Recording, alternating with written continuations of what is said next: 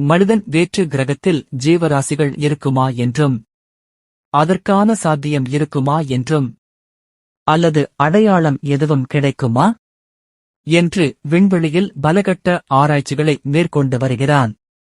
ஆனால் இந்த தொழில்நுட்ப வளர்ச்சி காலத்திலும் மனிதனால் ஆராய்ந்து பார்க்க முடியாத ஒரு இடம் பூமியிலேயே உள்ளது என்றால் அது நிச்சயம் ஆழ்கடலில் அமைத்திருக்கும் மரியானா அகழியாக மட்டுமே இருக்கக்கூடும். அப்படிப்பட்ட அபாயகரமான மரியானா அகழி எங்கு அமைத்துள்ளது நாம் என்று பார்க்கலாம். ஹவாய் மற்றும் பிலிப்பைன்ஸ் இடையே குவாம் என்ற சிறிய தீவுக்கு அருகில் நீரின் மேற்பரப்பிற்கு மிக கீழே மரியானா அகழி அமைத்துள்ளது. மரியானா அகழிதான் பூமியில் அமைந்துள்ள கடலின் மிகவும் ஆழமான பகுதி. இதுவரை மனிதனால் கண்டுபிடிக்கவே முடியாத பல மர்மங்கள் இந்த ஆழ்கடல் அகழியில்தான் ஒளிந்துள்ளது. உலகின் மிக ஆழமான மரியானா அகழியின் கீழே என்ன இருக்கிறது? இதுவரை என்ன கண்டுபிடித்துள்ளனர் என்று பார்க்கலாம்.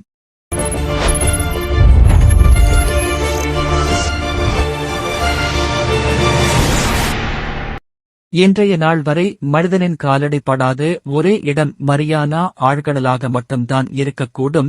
ஏன் வரும் காலங்களில் கூட இதற்கான சாத்தியம் வெறும் 0.01% என்றே கூற வேண்டும். மனிதனின் காலடி பட வாய்ப்பே இல்லாத இடத்தை பற்றி இதுவரை நமக்கு தெரிந்து வியக்கத்தக்க உண்மைகள் என்னவென்றால், இந்த ஆழ்கடல் அகழியில் பல மர்மங்கள் ஒளிந்திருக்கிறது என்கின்றனர் விஞ்ஞானிகள்.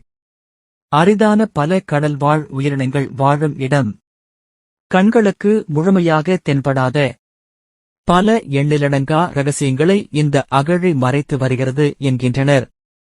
இருப்பது போலவே கடலின் அடியிலும் எரிமலைகள், சிறு குன்றுகள், பள்ளத்தாக்குகள், மாபெரும் மலைத்தொடர்கள் என்று அனைத்தும் இருக்கின்றது. மனிதன் இன்னும் கண்டுபிடிக்காத பல கடல் வாழ் உயிரினங்கள் இந்த கடலில் வாழ்கின்றன.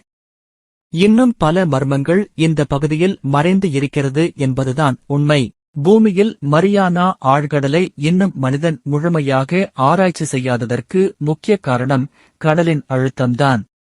ஆழ்கடலுக்குள் நாம் கீழே செல்லச் செல்ல நீரின் எடை அதிகரித்து, இதனால் நீரின் அழுத்தம் எல்லா பக்கங்களிலிருந்தும் அதிகரிக்கிறது.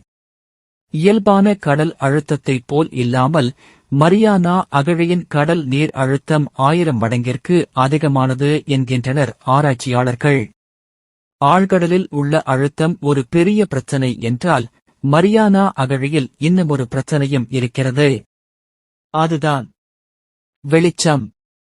ஆழ்கடலின் காலத்திற்கு செல்லச் செல்ல சூரிய ஒளியானது மறைய துவங்கிவிடும். இதனால் ஒரு குறிப்பிட்ட தூரத்திற்குப் பிறகு ஆழ்கடலில் கும்மிருட்டுதான் நிகழும். சூரிய ஒளியானது சுமார் 200 மீட்டர் ஆழம் வரை மட்டுமே ஊடுருவும். அடுத்த 1000 மீட்டர் ஆழம் வரை ஓரளவுதான் வெளிச்சம் இருக்கும். சுவாச கருவியின் உதவியோடு மனிதன் 1000 அடி வரை மட்டுமே பயணிக்க முடியும். மனிதனால் நீண்ட நேரம் கடலின் ஆழத்தில் இருக்க இயலாது. ஆழ்கடல் அழுத்தத்தினால் மனிதனின் உடலில் சில உபாதைகள் ஏற்பட வாய்ப்புள்ளது. நீர்மூழ்கிக் கப்பல்கள் கூட ஒரு குறிப்பிட்ட ஆழத்துக்கு மேல் பயணிக்காது. ஏனெனில் கடல் நீரின் அழுத்தத்தால் நீர்மூழ்கிக் கப்பலும் வெடித்து சிதற வாய்ப்புள்ளது. இதனால்தான் மனிதன் இன்னும் ஆழ்கடலை முழுமையாக ஆராய்ந்து முடிக்க முடியவில்லை. மரியானா அகழியில் அமைந்துள்ள சேலஞ்சர் மடு என்ற பள்ளம்தான் பசிபிக் கடலில் உள்ள மிகவும் ஆழமான பகுதி. இந்த பகுதியை மரியானா நீள்வரி பள்ளம் என்றும் அழைக்கின்றனர். இது சுமார் 2550 கிலோமீட்டர் நீளமும் 69 கிலோமீட்டர் அகலமும் கொண்டது. இதன் ஆழம் கிட்டத்தட்ட 7 மைல் ஆகும். அதாவது சரியாகச் சொன்னால் 36,201 அடி, கிட்டத்தட்ட இமயமலை விட பெரியதாம். இந்த படுகுழியில் இமயமலையை மூழ்கடித்து விடலாம் என்று ஆராய்ச்சியாளர்கள் கூறுகிறார்கள். எவரெஸ்ட் சிகரத்தை மரியானா அகழியின் அடிப்பகுதியில் வைத்தால் அதன் உச்சம் கடல் மட்டத்திலிருந்து சுமார் 7000 அடி கீழே அமர்ந்திருக்கும் என்றால் இதன் ஆழத்தை நீங்களே புரிந்து கொள்ளுங்கள். இப்படி நம்ப முடியாத பூமியின் மிக ஆபத்தான பகுதியை இதுவரை 3 டைவர்ஸ் மட்டுமே ஆராய்ந்துள்ளனர் என்றால் நம்புவீர்களா? இந்த 3 நபர்கள் மட்டுமே இந்த அகழியின் பெரும் ஆழத்தை ஆராய்ந்துள்ளனர். ஜாக்ஸ் பிக்கார்ட் மற்றும் கடற்படை லெப்டினன்ட் டான் வால்ஷ் ஆகியோர் 1960ஆம் ஆண்டில் அமெரிக்க கடற்படையின் நீர்மூழ்கி உதவியுடன் சேலஞ்சர் ஆழத்தை ஆராய்ந்துள்ளனர். மரியானா அகழி ஆழத்தை ஆராய மேற்கொள்ளப்பட்ட முதல் பயணம் இதுதான் என்பது குறிப்பிடத்தக்கது. கடுமையான அழுத்தத்தினால் அவர்களால் 20 நிமிடங்கள் மட்டுமே ஆழ்கடலில் செலவிட முடிந்துள்ளது. அதற்குப் பின் 50 ஆண்டுகளாக யாரும் இந்த விபரீத முயற்சியை மேற்கொள்ளவில்லை, ஒருவரை தவிர. 50 ஆண்டுகளுக்குப் பிறகு இரண்டாவதாக பயணம் செய்தவர் யார் தெரியுமா? சுமார் 50 ஆண்டுகளுக்குப் பிறகு 2012ஆம் ஆண்டில் திரைப்பட தயாரிப்பாளரும் அறிவியல் புனைகதை ஆர்வலருமான ஜேம்ஸ் கேமரூன் மரியானா அகழியை நோக்கித்தான் உருவாக்கி வடிவமைத்த நீர்மூழ்கி கப்பலில் சேலஞ்சர் டீப்பிற்கு டைவ் செய்தார். கேமரூன் வடிவமைத்து உருவாக்கிய நீர்மூழ்கி கப்பலின் உதவியுடன் அவரால் அங்கு சுமார் 3 மணி நேரம் செலவிட முடிந்தது என்பது குறிப்பிடத்தக்கது. இந்த பயணத்தின் போது பல புகைப்படங்கள் மற்றும் வீடியோக்களை அவர் பதிவு செய்துள்ளார். குறிப்பிட்ட ஒரு ஆழத்திற்கு பின்பு அதிநவீன தொழில்நுட்பங்களின் உதவியுடன் உருவாக்கப்பட்ட அவரின் நீர்மூழ்கி நீரின் அழுத்தம் தாங்காமல் உபகரணங்கள் பாதிப்படைய துவங்கியுள்ளது. பேட்டரி மற்றும் சோனார் கருவிகள் செயல் இழந்துவிட்டது மற்றும் அவரது கப்பலின் சில உந்துதல்கள் சரியாக செயல்படவில்லை. இதனால் பயணத்தை தொடர முடியாமல் ஜேம்ஸ் கேமரூன் கடலின் மேற்பரப்புக்கு வந்துவிட்டார். இன்னும் பூமியின் ஆழ்கடல் மனிதனின் கரங்களுக்கு எட்டாத மர்மமாகவே இருக்கிறது. மனிதனால் கண்டுபிடிக்கப்படாத பல இரகசியங்கள் இன்னும் ஆழ்கடலில் எங்கோ ஒரு இருட்டில் கண்டுபிடிக்க முடியாமல் மூழ்கித்தான் இருக்கிறது. அப்படி இத்தனை ஆண்டுகளாக மறைந்திருந்த ஒரு அபரிமிதமான உண்மையை விஞ்ஞானிகள் தற்பொழுது கண்டுபிடித்துள்ளனர். பூமியின் அல்ட்ரா பிளாக் நிறத்தை உடைய ஆழ்கடல் உயிரினங்களை கண்டுபிடித்துள்ளனர்.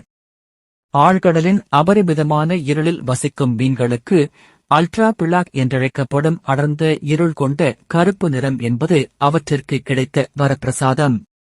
இந்த அடர்ந்த அல்ட்ரா பிளாக் நிறங்கள்தான் இந்த உயிரினங்களுக்கு தனது இரையை இருட்டில் மறைந்து வேட்டையாட உதவுகிறது. ஆழ்கடல் அரிய வகை மீன்கள் ஆழ்கடல் இருளில் தனது உணவை எப்போதாவதுதான் வேட்டையாடுகிறது. இவற்றின் அடர்ந்த அல்ட்ரா பிளாக் நிறங்கள் இவற்றிற்கு பெரும் ஒரு மறைப்பை வழங்குகிறது.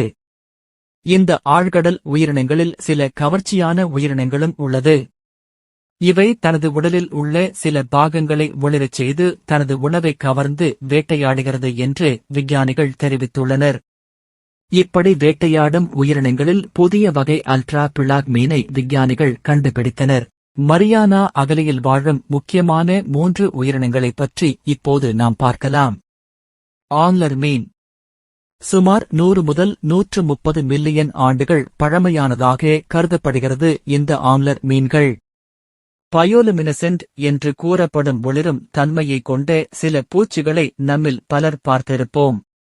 அதேபோல ஒளிரும் உடலமைப்பை கொண்டு அதன் மூலம் வேட்டையாடும் ஒரு மீன் இனம்தான் இந்த ஆங்லர் மீன்கள். கடலில் பல்லாயிரம் அடிக்கு கீழ் வாழும் இந்த மீன்கள் வேட்டையாடுவதற்காக இது போன்று ஒரு ஒளிரும் தன்மையை பரிணாம வளர்ச்சியின் மூலம் பெற்றுள்ளது என்று கூறுகின்றனர் அறிவியலாளர்கள். ஒளிரும் பல நூலிழைகளை உடலில் கொண்டுள்ள இந்த மீன்கள் அதை அசைப்பதன் மூலம் இரைகளை ஈர்த்து வேட்டையாடுகிறது. டம்போ ஆக்டோபஸ் இந்த உயிரினம் இவ்வுலகில் ஒளி ஊடுருவக்கூடிய அளவிலான உடல் அமைப்பை கொண்டுள்ள வெகு சில உயிரினங்களில் ஆக்டோபஸ் இனமும் ஒன்று என்பது குறிப்பிடத்தக்கது. இதில் கடல் மட்டத்தில் இருந்து சுமார் 20,000 அடிக்கு அடியில் வாழக்கூடிய ஒரே ஆக்டோபஸ் இனம் டம்போ ஆக்டோபஸ்தான். விசித்திரமான உருவம் கொண்ட டம்போ ஆக்டோபஸ் அட்லாண்டிக் மற்றும் பசிபிக் பெருங்கடல் பகுதிகளில் மட்டுமே காணப்படுவது குறிப்பிடத்தக்கது. பிரிட் சுறா வாழும் படிமங்கள் என்று ஆய்வாளர்களால் அழைக்கப்படுகிறது. இந்த பிரிட் சுறாக்கள் காரணமாக பல 100 ஆண்டுகளாக பரிணாம வளர்ச்சி ஏதுமின்றி வாழும் சுறாக்களாக இவை கருதப்படுகிறது.